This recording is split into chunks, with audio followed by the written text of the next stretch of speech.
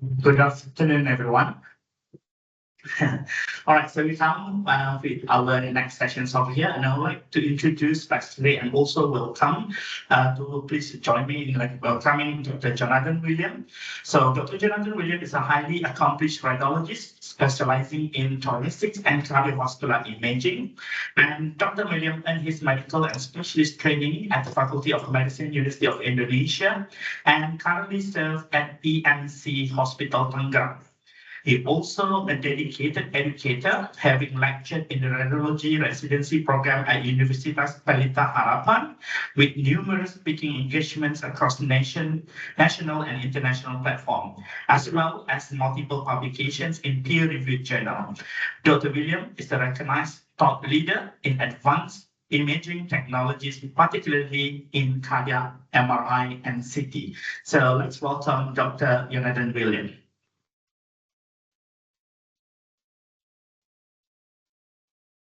Okay. Good afternoon, everyone. It's been a great honor to be with you today in the last session of your CT Application Specialist workshop. Thank you so much for Asia Pacific headquarters for inviting me today. I'm very happy to be with you, and I hope I can share something of value today with you all. Okay, so without further ado, I will start sharing my slides. Okay. Once again, my name is Jonathan William. I work in EMC Hospital in Tangerang, Indonesia. This slide is basically the same with the one I shared before with Shirley, but I add a bit map of where I am right now. I'm in Tangerang in the western tip of Java, Indonesia. So this is our hospital group. We have 8 hospitals, and I'm currently working in EMC Tangerang. I have no relevant financial relationship to disclose. And this is the outline for today's discussion as requested by AP Regional HQ. I'm going to merge number 3 and number 5. So we are going to talk about 8 topics today. It is a very long presentation. We have 200 plus slides, and we'll go through the details quickly to save some time, but we'll focus more on the overall message. But if you need further clarifications, you can ask later, or you may want to contact me through email or LinkedIn. Okay, so for the first topic, we are going to talk about the role of CT in cardiovascular imaging. This is a nice document published by European Association of Cardiovascular Imaging. This is an expert consensus discussing about the role of cardiovascular CT. So they divided the use case into 2 categories.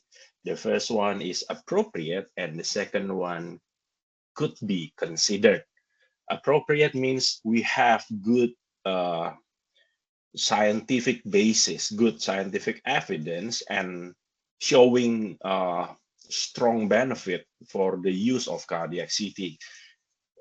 For example, in coronary calcium score for risk stratification of asymptomatic patients, for patients with or suspected chronic CAD, coronary artery disease, in evaluation of patients with chest pain, and in patients, some patients with previous coronary revascularization, specifically in patients with where we need to evaluate graft.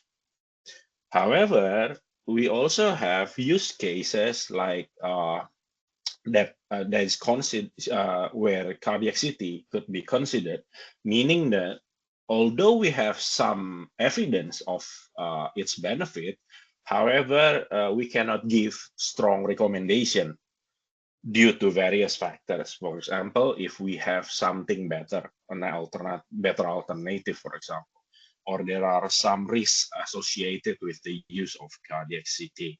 For example, in patients with previous stenting, we know that it is quite difficult for CT to do stent imaging. So, and it is better to do direct invasive coronary angiography. So in this case, we consider it to be something that could be considered, but not strongly recommended for routine use.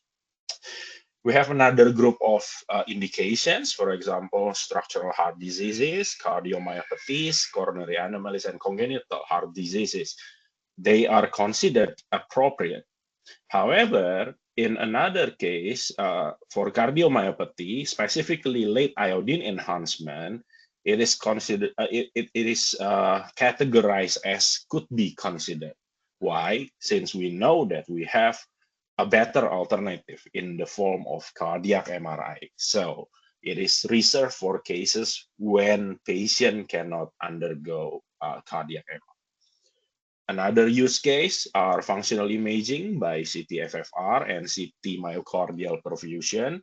Although they are quite good, but we know that there are also better alternatives. For example, stress cardiac MR and stress PET. Therefore, they are categorized as could be considered.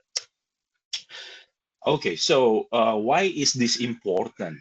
Because the landscape is completely different now compared to 10 years ago. And therefore, many radiologists and cardiologists are not aware of the recent changes in the role of cardiac CT and the underlying scientific evidence. And it causes lots of confusion. So we have different opinions, which may be based on outdated evidence. So it may be beneficial for you, application specialist, to know some of these changes to be able to discuss the use of cardiac CT more appropriately with your customers. I'm giving you one good example of this. This is the previous 2012 American guideline for the evaluation and management of patients with stable ischemic heart disease. So this is the flow chart for evaluation, initial evaluation. So basically they are asking whether we have contraindications to stress testing or not. If there are no contraindications, then the patient need to do stress testing.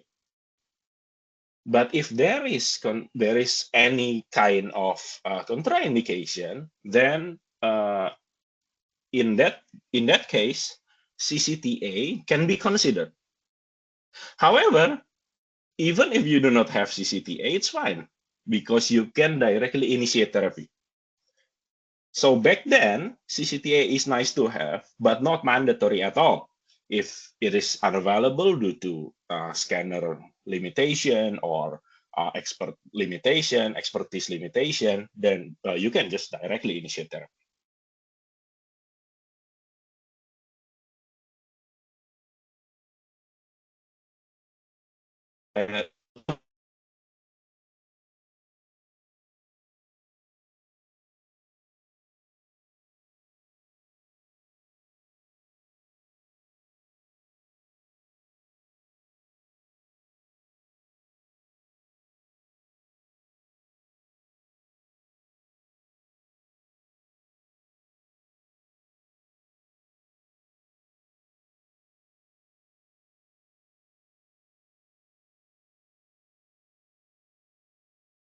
It's now in the front, right? It has a strong recommendation of level 1. Level 1 recommendation is the strongest, comparable to stress testing. However, coronary CTA is supported by class A evidence, which is the strongest level of evidence in medical literature, even stronger than stress testing. This is the summary of evidence and class of recommendation. Basically, CCTA has gone from nice to have into a first line option with the strongest level of evidence. And so what happens? There are many major clinical trials that have been done in the last 10 or 15 years that you may need to know, mostly in the field of chronic coronary syndrome. I'm going to list 5 important ones, and we're going to go through this quickly. So back in the 2015, we know PROMISE trial showed that coronary CTA is as good as exercise ECG, stress PEC, or stress echo, as good as the other option. Scott-Hart trial 2018 showed that addition of CCTA to standard of care is actually better than standard of care. It actually reduced the major adverse cardiac event, including death. Just the addition of a simple diagnostic method can reduce adverse cardiac event. This is Scott-Hart extended. Basically, they extend the follow-up from 5 years to 10 years. It just confirmed what we have already known. CCTA plus standard of care is better than standard of care. The third trial is CONSERVE trial in 2019. So basically, we have a group of patients who were referred to cath lab for invasive coronary angiography. And then the investigators divided this group into two groups. The first one directly went to ICA. The second one underwent CCTA first. Both groups resulted in similar outcome regarding adverse cardiac event. However, the number of ICA drops really low in CCTA group. Ultimately, only a quarter of patients in CCTA group went to ICA, compared to 100%, of course, in the other group. In 2022, there was discharge trial. Basically, it showed the same stuff compared to CONSERVE. This one is just much larger and involving most of the Europe countries. Same result, same basically similar outcome, but only a quarter of patient in CCTA group ultimately went to ICA, which is you can imagine how big the cost saving is. And since discharge trial employed larger sample size, so we can do more subgroup analysis. And there is a subgroup who were referred to ICA due to ischemia in functional testing. When we compare this subgroup to the CCTA group, the hazard ratio in CCTA group is just much lower. Basically, patients in functional testing suffers more adverse event. So this is based on these major clinical trials. The new guideline from European Society of Cardiology in 2024 summarized that coronary CTA is a good option for patients with low to moderate pretest probability or clinical likelihood of obstructive coronary artery disease. While functional testing is more preferred in patients with higher pretest probability. But when we use clinical risk factors, this is also from the same document. When we use clinical risk factors to estimate how likely is the patient to suffer from obstructive coronary artery disease, just by clinical likelihood, we can see that most patients will fall under 50% cutoff, which means most patients with suspicion of coronary artery disease is a good candidate for coronary CTA. Many of these patients are not a good candidate for functional testing, but almost everyone is a good candidate for coronary CT angiography. So we can imagine that in the future, in the next 10 years, the role of cardio CT will increase significantly, specifically for the evaluation of coronary artery disease. To summarize, in the role CCTA is as good or better than functional testing in low to intermediate pretest probability subjects. It is excellent in preventing unnecessary ICA and revascularization, and it is appropriate for most patients. But what about patients with stents and grafts? So based on the available evidences, we know that CCTA is actually quite good accuracy. However, it has some problems that limit the recommendation. CCTA was given level 2A recommendation, so one level below strongest level of recommendation.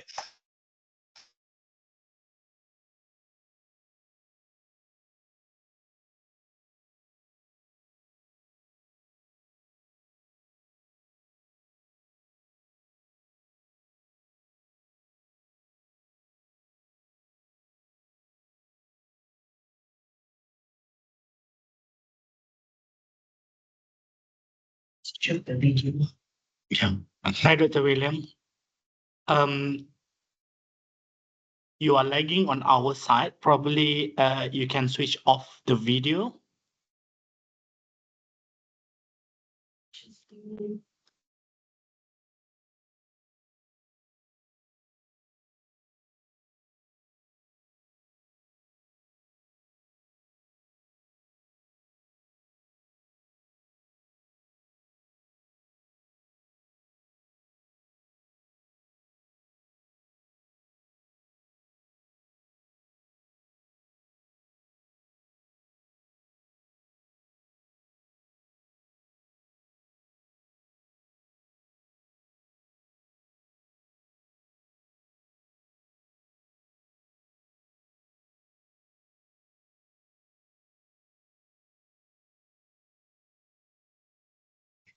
Yeah, also.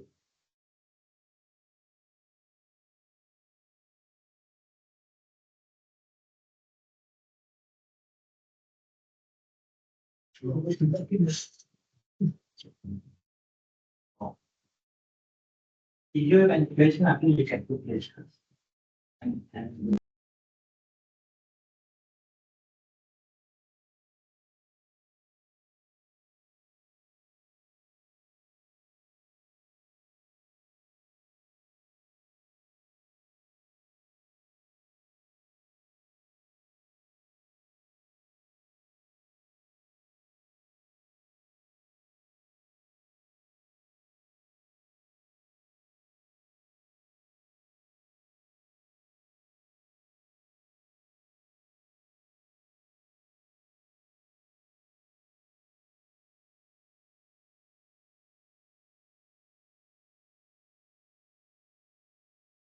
Hi, doctor. Can you hear us?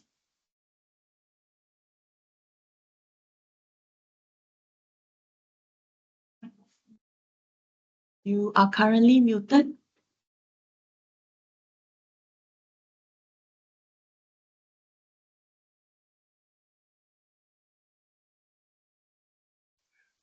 Hello.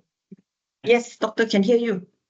Sorry, I lost my internet connection. No worries. I think to save on the bandwidth, maybe you can off your webcam. Okay. Okay.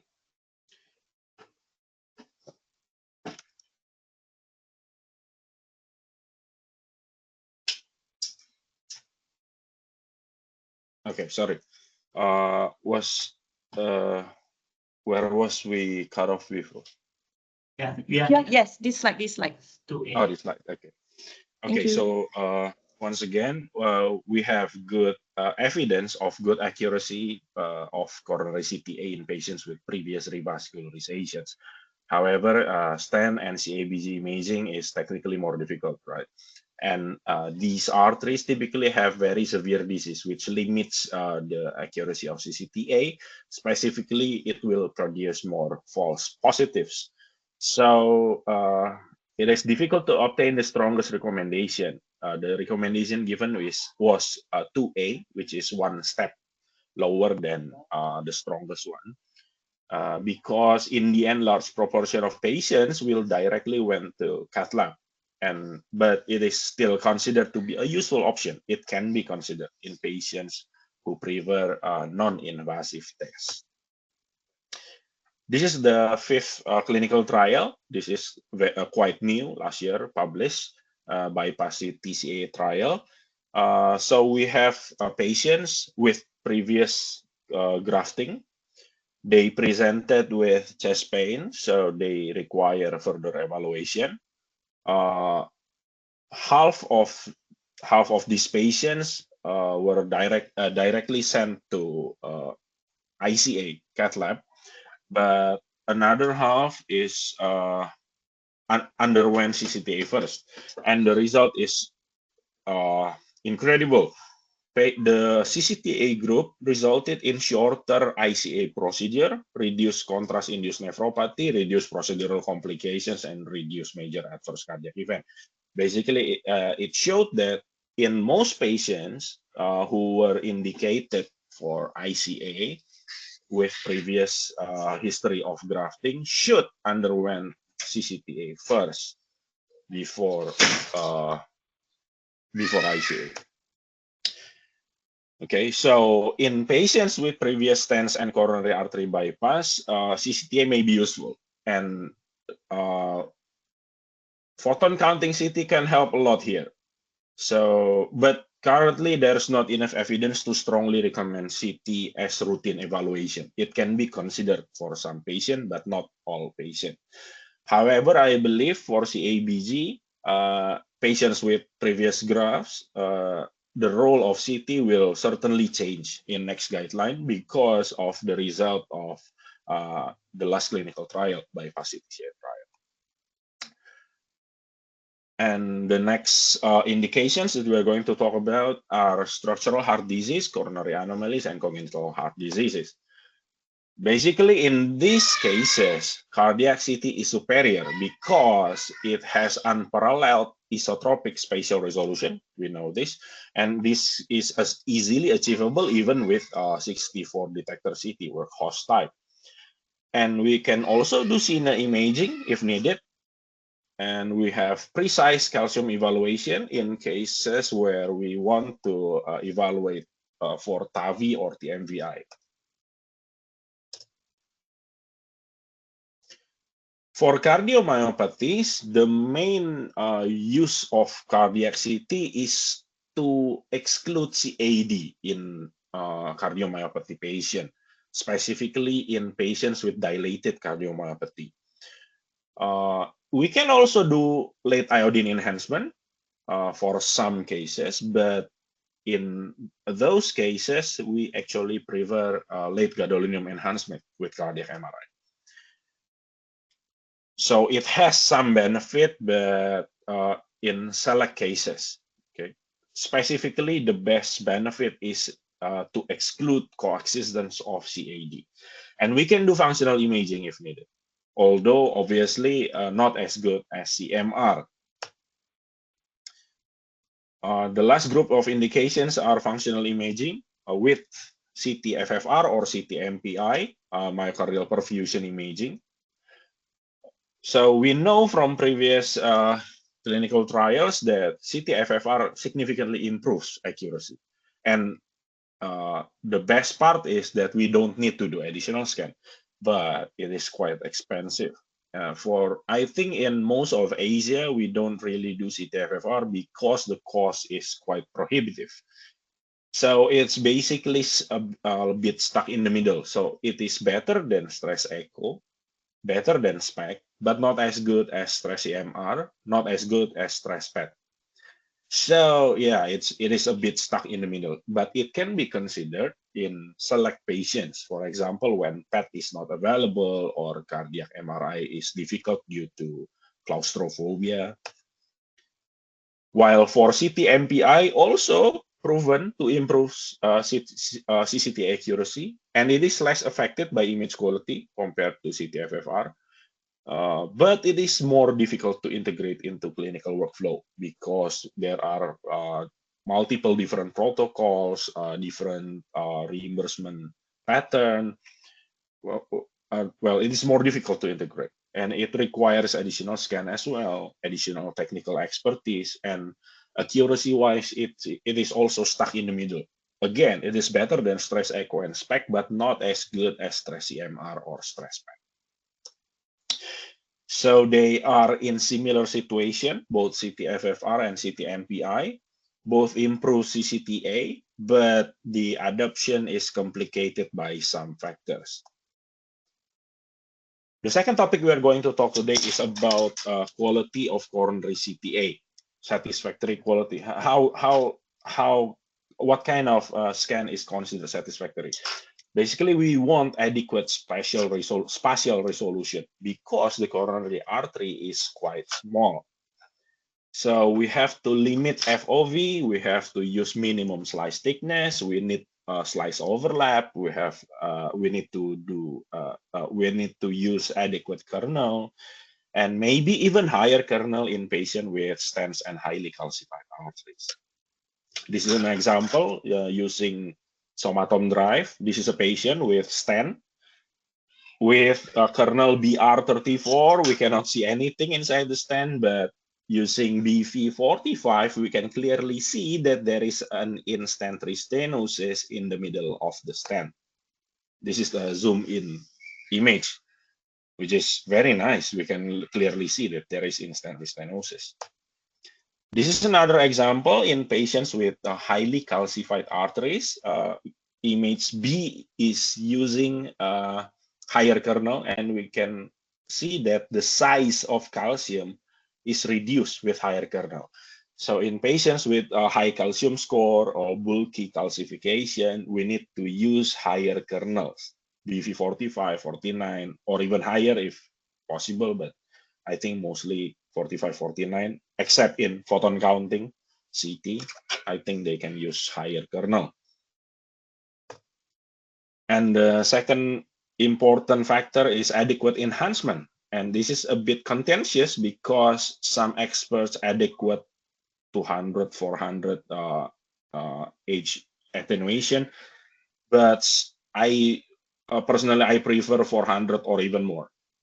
Why? Because this is an example, again, in patients with severe calcification, we can see in bone window, in right lower box, that the size of the calcium is smaller in bone window. So in these patients, we need to evaluate with bone window. So obviously in bone window, we need stronger enhancement, stronger intracoronary attenuation. This is a case presented by Dr. John Ho from Mount Elizabeth, Singapore. So so the patient was diagnosed with severe stenosis, but ICA shows mild to minimum stenosis. And review of the case with bone window shows that the calcified plaque is not that bad. So a simple bone window can prevent unnecessary angiogram. And Professor Filippo Cardemartire, I think you know, I think most of you will have heard of him, has previously showed that greater intracoronary attenuation leads to higher diagnostic accuracy, basically higher positive predictive value. Also, we need adequate SNR and CNR, which is the case with any CT exam, right? Which can be a challenge in low QV technique because as we go lower with QV, the CNR will drop significantly. So in patients with low QVP technique, we may need even higher coronary attenuation. We should not limit the attenuation to around 400 or 300 because your CNR will drop significantly. And we also need adequate temporal separation between arteries and veins. Basically, we want the veins to be dark, just like any other CTA. And we also want the images to be artifact-free. We need proper heart rate control, proper breath holding, proper ECG tracing, and also less labs. We have different scan modes, right, in cardiac CT, and less lab is always better because less misregistration, less stair-step artifacts, and less radiation dose. So my personal favorite is obviously TurboFlash. This is a sample from my previous hospital, patient with TurboFlash, 60 mg/cm for coronary CTA plus calcium score.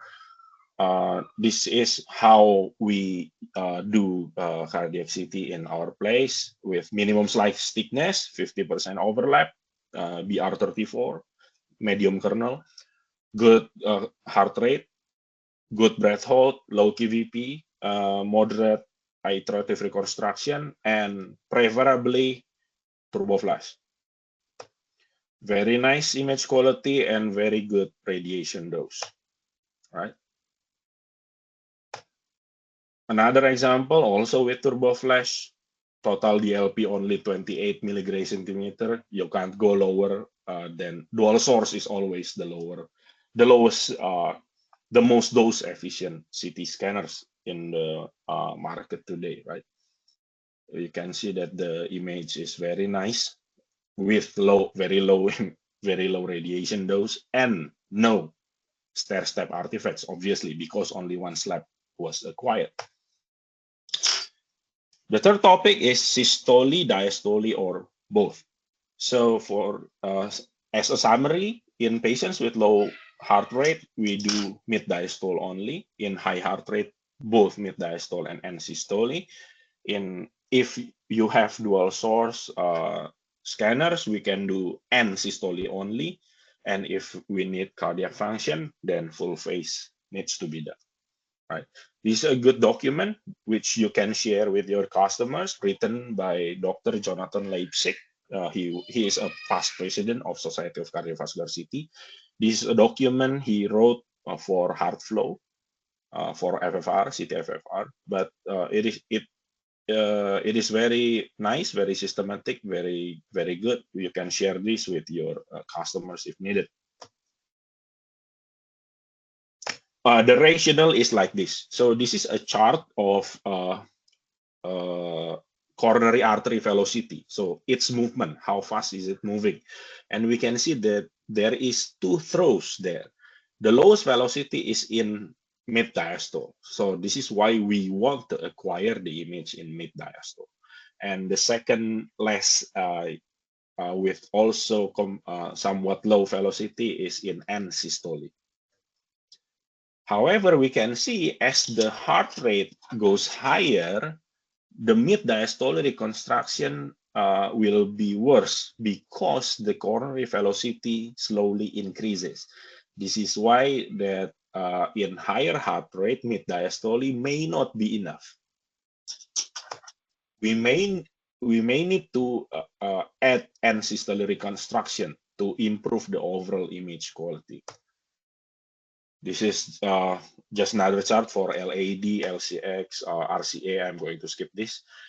So this was a paper from 2009. They evaluate 64 detector CT and prove that when the heart rate is below 60, the only scan phase you need is 65 to 75%.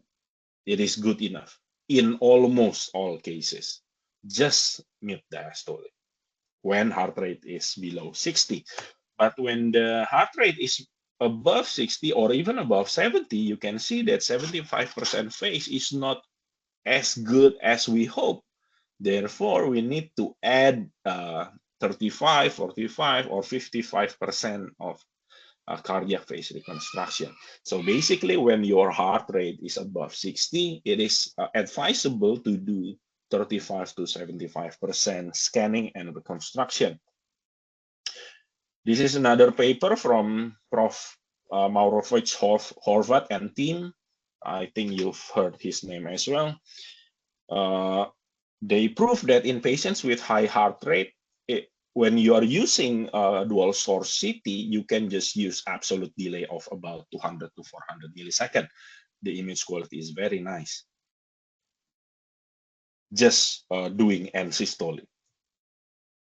Okay, this is my personal preference. You can look at it later if you want. Right now, I'm not using Drive anymore. I'm using Somatom Go All, so I have different preference with Go All. And the fourth topic is nitrate. So nitrate is proven to improve visualization of coronary arteries. It is also proven to improve diagnostic accuracy.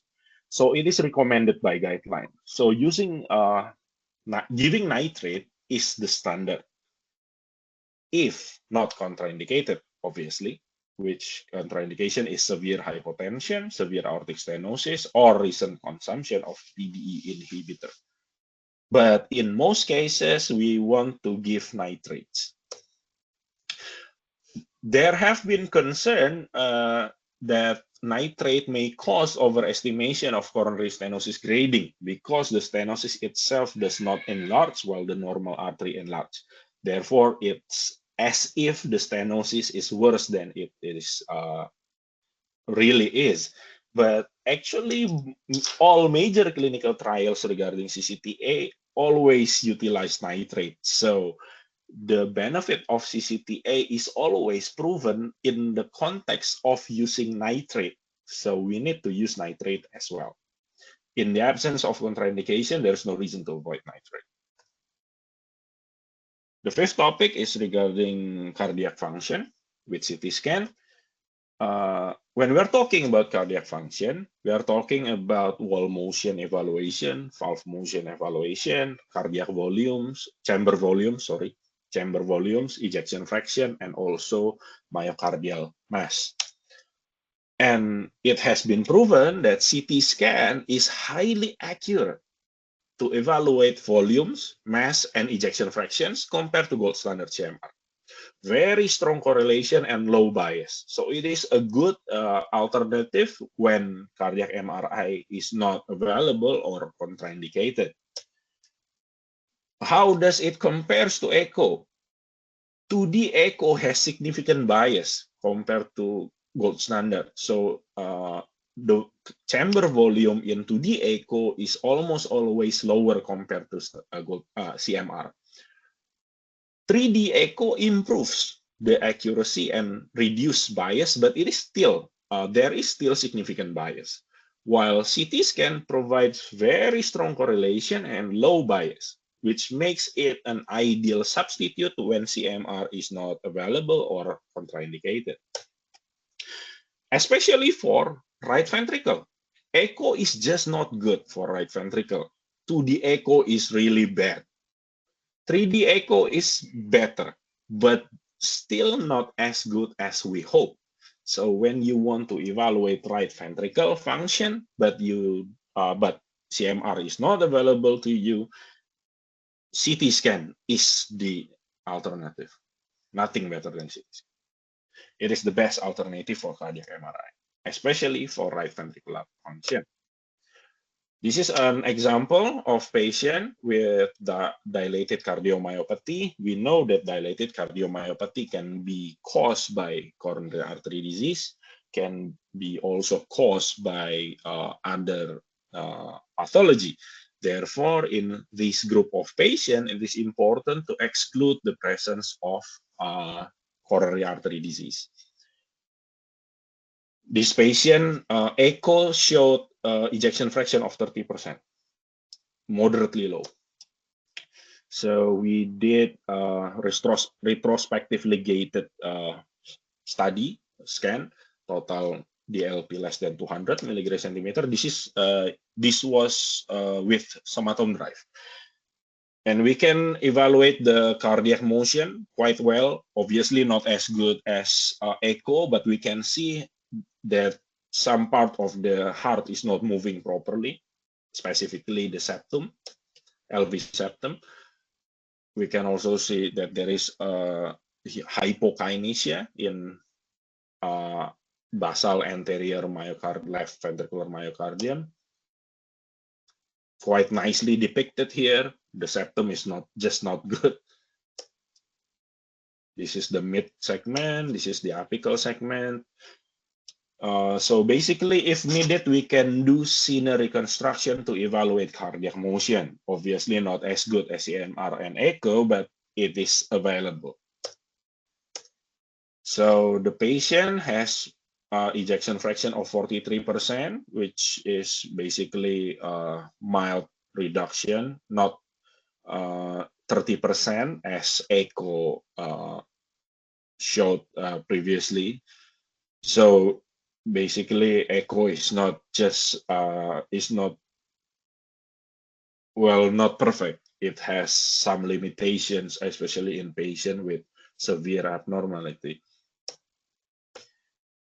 And coronary CTA showed that the patient has severe stenosis of the LAD. Basically, we showed that the dilated cardiomyopathy was caused by CAD. The specific part that was affected with motion abnormality, wall motion abnormality, were all LAD territory. Okay. This is another sample of cardiac function, which is quite different to echo and CMR. That in CT we can evaluate how bad the calcification of aortic valve or mitral valve or other valve is. In this case, the patient has 11,000 aortic valve calcium score, which is extremely severe. Also, calcium artery score of almost 10,000, which is also really, really bad. This is another example of function, cardiac function evaluation. This is a patient with bicuspid aortic valve, aortic stenosis, sent for valve evaluation and TAVI planning. This is the motion. We can see that the aortic valve leaflet is not opening properly. The movement is quite reduced, and we can see that it only has 2 leaflet, which is not opening properly. The maximum opening is quite small. Okay, there is an those were examples of what we evaluate in cardiac function studies. And now I'm going to show you some example of routine exams and what we want to evaluate as cardiac imagers. This is a patient, sample patient with chest pain from the emergency department, 60, 70 years old patient, female patient, negative ECG, normal ECG, normal troponin. We did a turbo flash here, 0 calcium score, very nice coronary artery. So basically we prove that there is the chest pain is not from cardiac, it's from somewhere else. Another example, similar patient, but this time it was a male with acute chest patient, normal troponin, normal ECG, also a turbo flash. We have some mild calcium, below 100 is mild, but we have severe stenosis of the LAD, we have severe stenosis of the circumflex, and also a moderate stenosis in the RCA, which is not seen at all in the curved planar reconstruction. This is an example of why we should not rely on curved planar reconstruction. It is a reconstruction of a reconstruction and may mask disease. Proper evaluation of coronary arteries according to the guideline of SCCT should be done using MPR, plus minus 5 millimeter MIP. That's it. Not curved planar reconstruction is just there for communication. It's not used to diagnose, to grade stenosis, because it's just not as good as the other method. So in coronary artery disease, cardiac imagers looks for extent of disease, which can be based on calcium score, but can also be based on segment involvement score, basically how many coronary segments are involved. We also want to know location and degree of stenosis, and we graded these stenosis using SCCT and Cartwright grading, which is minimal, mild, moderate, severe, and occluded. We don't use precise percent diameter diagnostic, percent diameter stenosis, because we don't have enough spatial resolution I'm talking about EIDCT, the previous generation. For photon counting, obviously it's different, but most of us still use EIDCT. Right? And we also want to evaluate the nature of plaque, whether it's calcified, predominantly calcified, or non-calcified. And if heavily calcified, we want to report features that may affect atherectomy procedure. This is a sample in patients. This is another sample. Patients with previous stent. This time it is sequential or axial step and shoot. These images were reconstructed with high kernel and maximum iterative reconstruction to reduce noise, and we can see clearly that the stent in LAD is very good. It is normal. So the caused by in-stent restenosis. Instead, we found a severe stenosis in diagonal artery. A branch of the LAD has severe stenosis. So the cause of chest pain is a progression of coronary artery disease elsewhere, not in the stent, but elsewhere. So in patients, post-PCI patients, we want to evaluate in-stent restenosis as well as general CAD evaluation, because the chest pain is not always due to in-stent restenosis, right? It can be due to progression of the disease in active arteries. Another example with chest pain, suspected coronary artery disease. This one is turbo flash. And we can see this is a volume rendering. Volume rendering is also not used for diagnosis, but it is good for anatomical evaluation, and it is also good for communication with surgeons, for example. And we can see that we have a large untortuous RCA and circumflex artery, which both drained into coronary sinus. So this is a case of coronary cameral fistula. The RCA and the circumflex communicates with the coronary sinus and flow into the right atrium, causing flow abnormality and chest pain. So not all patients with chest pain was caused by coronary artery disease. We have other diseases that we need to evaluate. We want to evaluate abnormal size. We want to evaluate origin and course of coronary arteries. We also need to evaluate non-coronary cardiac findings and also non-coronary, non-cardiac findings. So it is not enough to have a good image of the arteries. We also need good image of the surrounding structures. This is another example. This is a patient with congenital heart disease treated with bidirectional cavo-pulmonary shunt, BCPS, and sent to our department to evaluate the patency of the BCPS. The patient had two BCPS from the right superior vena cava to right pulmonary artery, and a left duplicated superior vena cava to left pulmonary artery. These evaluations are very complex. So in cases with congenital heart disease, I always believe that the radiologists and the radiologic technologies have to be present. So the radiologists have to be present as well. Why? So in this case, we did 3 test boluses, 3 times. Okay, this is the first test bolus. The access was from right arm. We inject the contrast as usual, low volume of contrast, but you can see, can you see the contrast here? The expectation is we will see contrast flow to superior vena cava and right pulmonary artery, but we don't see any.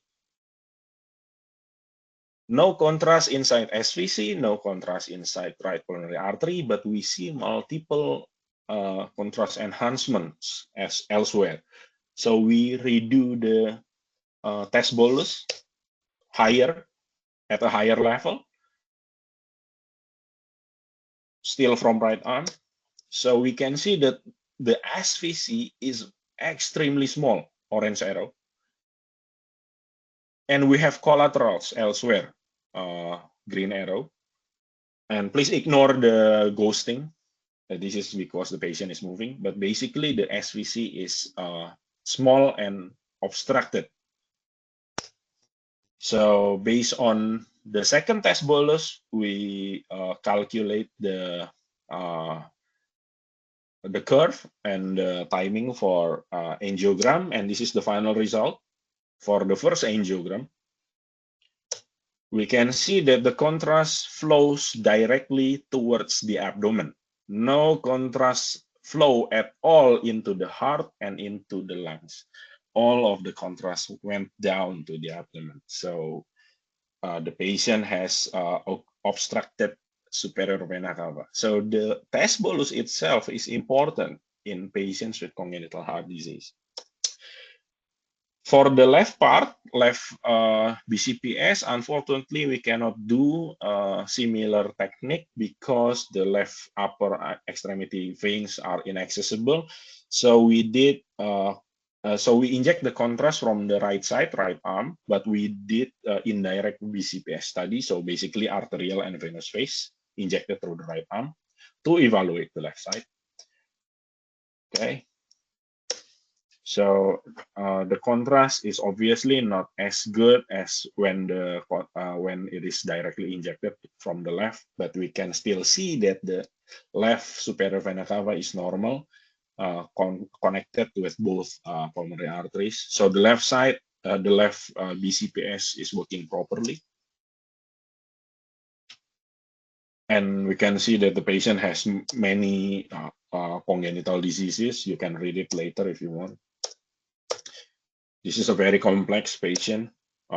So what we want in congenital heart disease and coronary anomaly is artifact-free, high-resolution, detailed 3D anatomy with good contrast to noise ratio, obviously, because there are lots of small structures, and the left ventricle is not always a left ventricle, and there are multiple structures.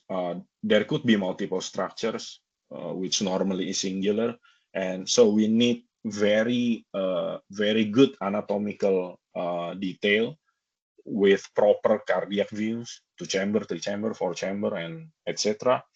And we also need functional information in the form of contrast flows. So the bolus test itself is diagnostic. That is why the radiologists have to be present as well. And if needed, left ventricular and right ventricular function. And therefore, because this is quite difficult, we prefer dual source units for maximum temporal resolution and as radiation dose efficiency, because we may need to repeat the exam for different condition. So we want something that has less radiation. And I'm going to also show you some example of less routine cardiac CT exams. This is an example of triple rule out. So we did a sequential scan, very high coronary artery calcium score, 4,000. And we can see from the volume render that the pulmonary artery is quite large. Normally, pulmonary artery is smaller than aorta, but this one is larger. We can see that coronary arteries are highly calcified. This is the result of the TRO, very large pulmonary arteries, but no embolism, no aortic dissection. So we excluded the presence of other cause of chest pain. The patient is basically suffering from coronary artery disease, a severe one, but incidentally also have a pulmonary hypertension indicated by large pulmonary arteries. The calcium is very bad. So in this case, coronary CT angiogram tend to produce false positives. So what we want in TRO study obviously is similar to CAD, but we also want to evaluate the pulmonary artery and thoracic aorta. The challenge is not causing major streak artifacts in the right side of the heart, because it will complicate the evaluation of the aorta and pulmonary artery. So it is important to do proper contrast protocol. Also, we need better breath hold, and due to longer scan length, there are more chance of artifacts. This is an example of a difficult case. So the patient has atrial fibrillation, history of pulmonary stenosis. The doctor wants a triple rule out, basically. The heart rate is really, really bad. You can see how irregular it is. So what we did was systolic and systolic scan with retrospective mode. Quite a high DLP due to retrospective, and this is not with min dose. We use manual. Very large pulmonary artery, an aneurysm, and also large right heart. We found a thrombus there. So in the angiogram, we see a filling defect in the right atrium, which can be caused by a thrombus or a turbulence. In atrial fibrillation, we can have both thrombus and also turbulence, low flow. How do we differentiate them? We use delayed scan, 3 to 5 minutes post arterial phase. If it is only a slow flow, it will disappear in the delayed phase. But if it is a true thrombus, it will still visible in the delayed phase. In this case, we find a thrombus in the right atrial appendage.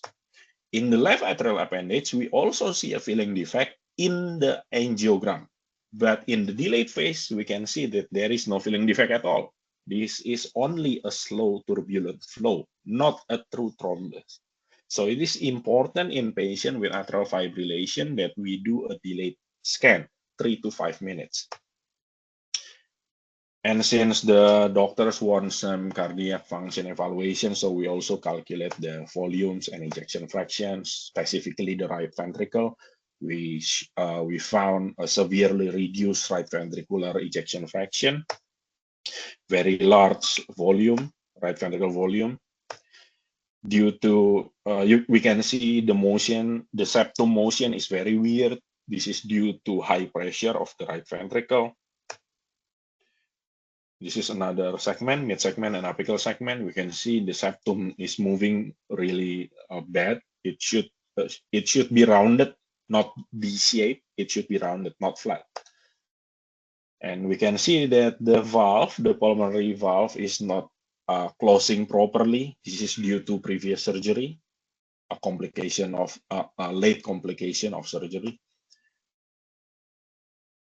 So the cause of the pulmonary artery aneurysm is insufficiency of the pulmonary valve, a common complication for patients with previous pulmonary stenosis surgery. Okay, but the coronary is quite good. Only mild stenosis in LAD.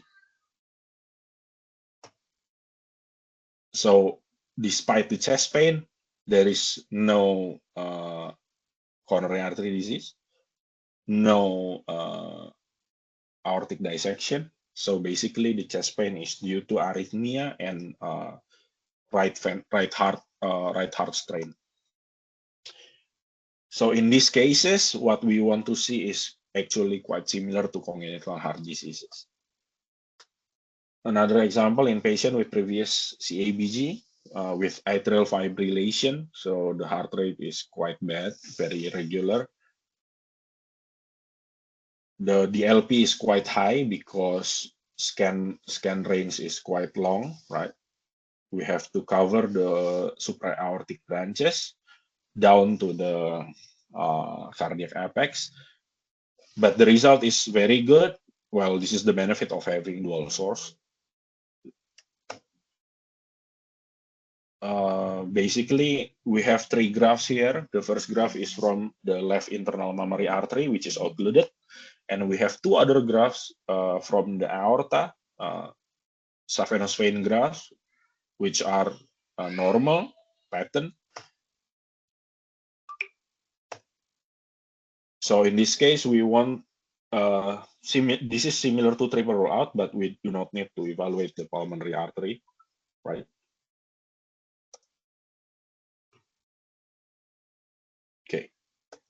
This is another example of patient with valve-in-valve evaluation.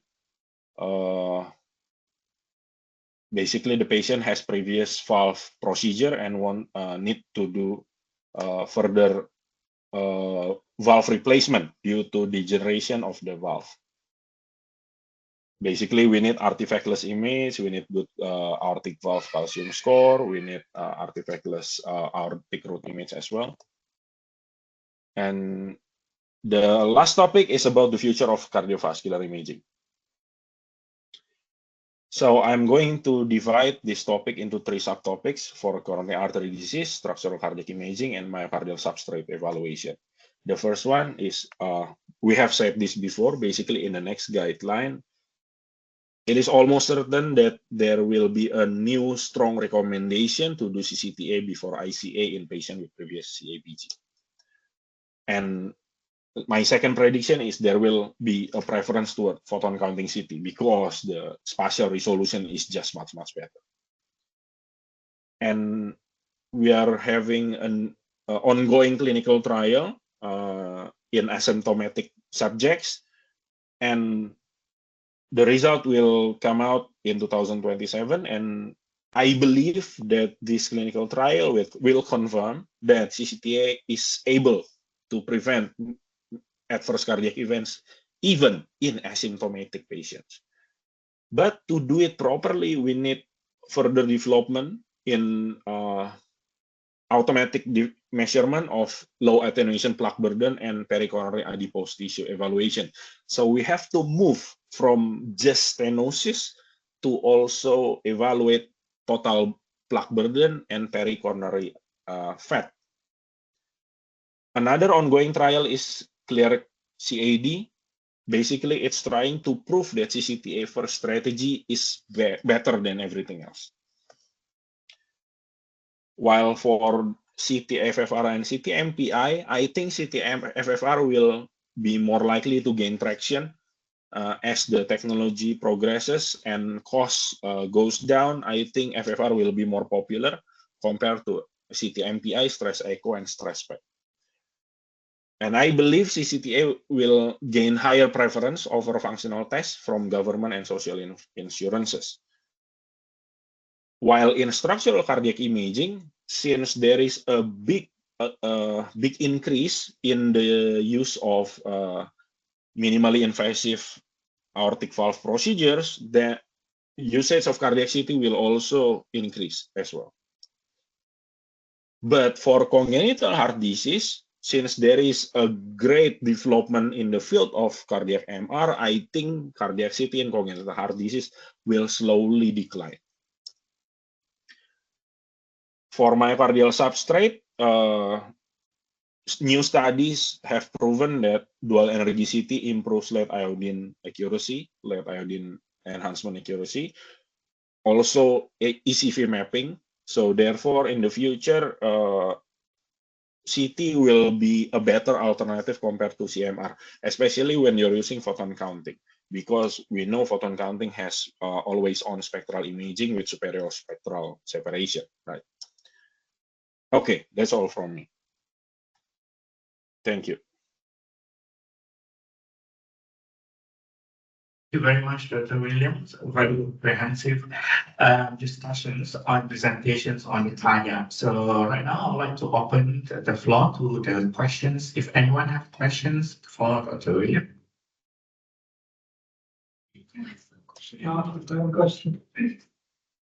Yeah, Niyam, I don't have any question, Ashutosh this side, but just a comment. So good evening, Dr. Jonathan again. It is always nice to meet you. And as we discussed last time, like you not only share our images, but you can provide us information on the best kernels, KV, iterative recon, which is really, really insightful.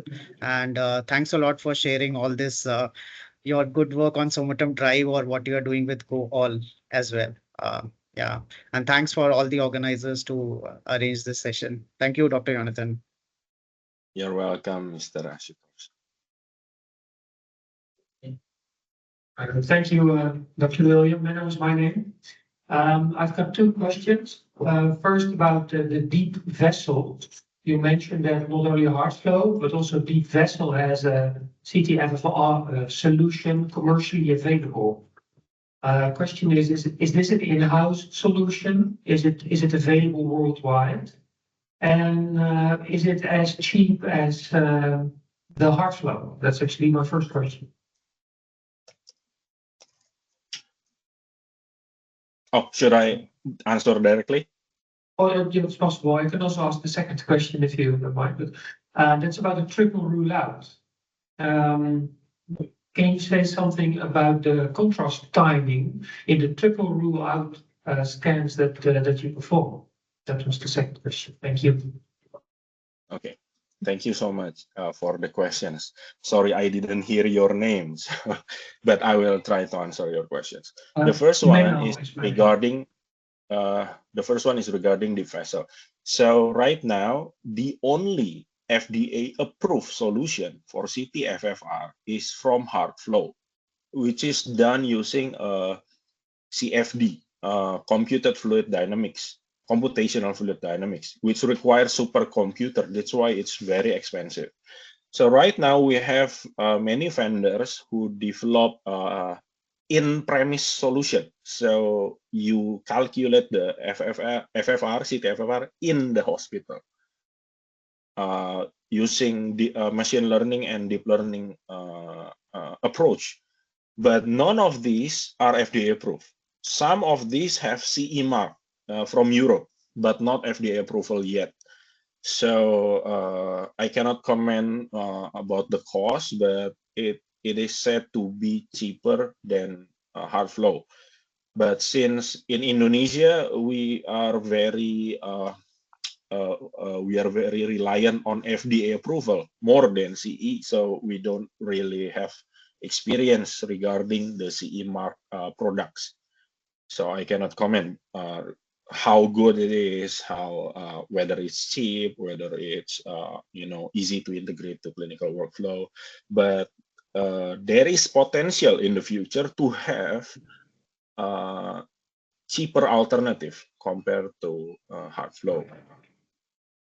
And the second part is triple rule out. So my approach to triple rule out is basically what I do is CABG. I do CABG scan, but I increase the contrast duration. So let's say if for coronary CTA, usually with somatom drive, I give like 60 milliliter of contrast at 5 milliliter per second flow rate. So I add contrast duration, another 10 seconds to the contrast duration with reduced flow. So let's say 60 mil of 5 mil per second plus 30 mil with 3 milli per second flow rate, a reduced flow rate, to make sure that the contrast bolus is long enough to also cover the right chamber of the heart, but not so strong that it will cause streak artifacts. So we have to reduce the flow rate. If you have an injector that supports mixing, you can use like 50%, 60%, or 70% mix of contrast. But mine, my injector cannot do mixing, so we reduce the flow rate. Typical transit time between pulmonary artery and the aorta is about 10 seconds. So you need to increase contrast duration by about 10 seconds. If you want to measure the transit time by doing bolus test, you can do it, but I don't think it's really needed. Just add 10 seconds to the contrast duration with a reduced flow rate. Thank you very much for this answer.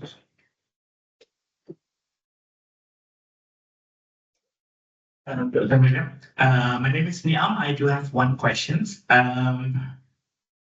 As an application specialist, we met a lot of radiologists and cardiologists. And then just now in one of your presentations, you mentioned that the stenosis percentage, it's not need to be accurate. And this is where sometimes it can get confused for us because some radiologists or cardiologists, they insist on getting the accuracy of the stenosis percentage. So I would like to hear from you, why do you choose to be on the side where you think that the stenosis percentage is not important? Okay, that is a very important question. And I have to correct you. It's not accuracy. We want to be accurate at all times. What we don't really need is precision. Okay, so my basis of argument is from the guideline from Society for Cardiac Computed Tomography, SCCT, basically the largest society for cardiac CT in the international stage. So they recommend not to do precision record of stenosis, not to do precise measurement of stenosis.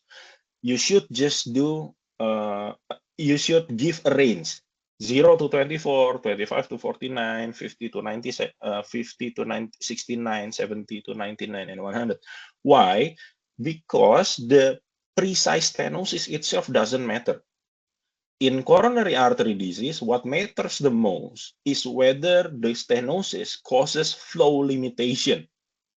Flow limitation is defined by abnormal invasive FFR. So when you do catheterization, you measure the pressure and the FFR is abnormal, low FFR. That's flow limitation.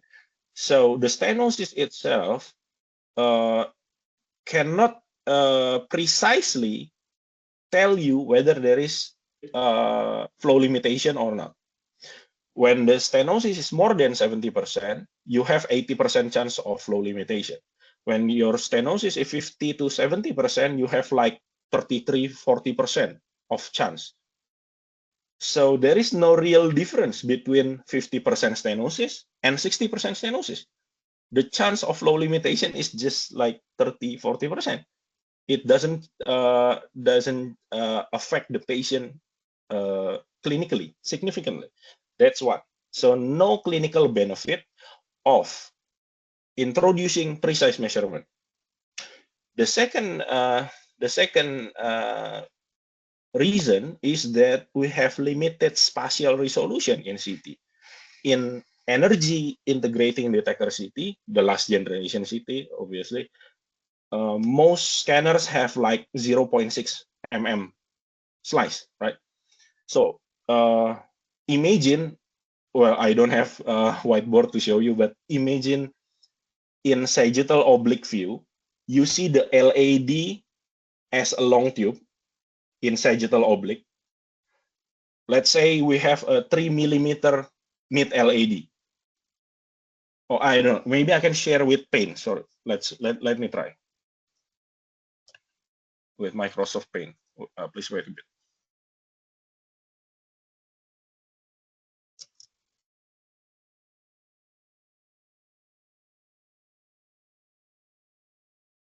Can you see this? Yes. Okay, Yes. so imagine this is a mid LAD. This is an LAD in sagittal oblique. So let's focus on the mid part. Let's say we have 3 millimeter diameter artery. So we have 3 mm. We divide it into 0.6 mm slices. So we have like 5 pixels, right? We have 5 pixels. The artery is just 5 pixels across. So when we have like 1 pixel of stenosis, then the stenosis is 20%. When it involves 2 slices, it is 40%, right? So it's very imprecise. So in math,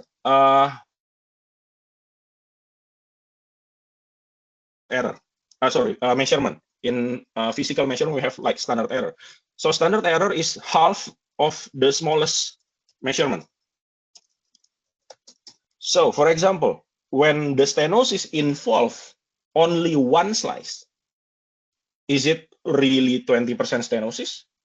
No, it can be like 50%, it can be 20%, it can be 25%. So basically, when you see 20% stenosis, it should be written like this.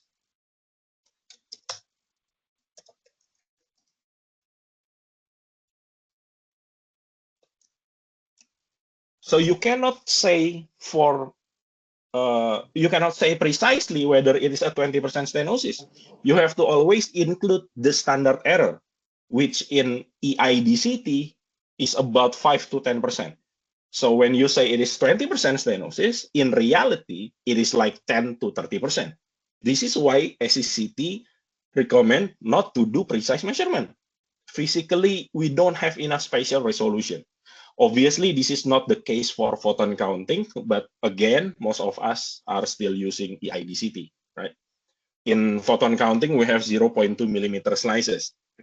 So we have much more precise measurement, but in EIDCT, we only have 0.6. This is also why we need to do at least 50%, we have to do 50% slice overlap. It is to improve the sensitivity in the Z, it is to improve the sensitivity in the Z direction, right? We do overlapping. So we basically, as if we have 0.3 millimeter slices by doing overlap. Although obviously it's not a true 0.3 millimeter slice, but we basically improve our Z sensitivity. This is why it just doesn't make sense to give precise measurement. We have spatial resolution limitation. And in routine clinical practice, we never really know our standard error. It can be 5%, it can be 10%, it can be more depending on our current spatial resolution, depending on the artery diameter. So just give a range of stenosis. And most clinical trials that showed benefit in CCTA also use range, not precise measurement. So we should follow the clinical trial. That's what, that's the reasons. At least that is the arguments, the basis of the arguments. Thank you very much, Doctor. It's a very, very clear, because this is one of the things that actually we as application specialists ask quite a lot. They will ask about like the precision of it, like how many % is it true? And then sometimes they even compare it with the NGO and they say, oh no, yours is not good because you cannot giving me an accurate, like a precise percentage. But your explanation just now definitely equipped us with the right knowledge, and then we can dig a little bit further and how that actually we should address stenosis with the range instead of like a precise percentage. So thank you very much, Dr. William. Any other questions from the floor?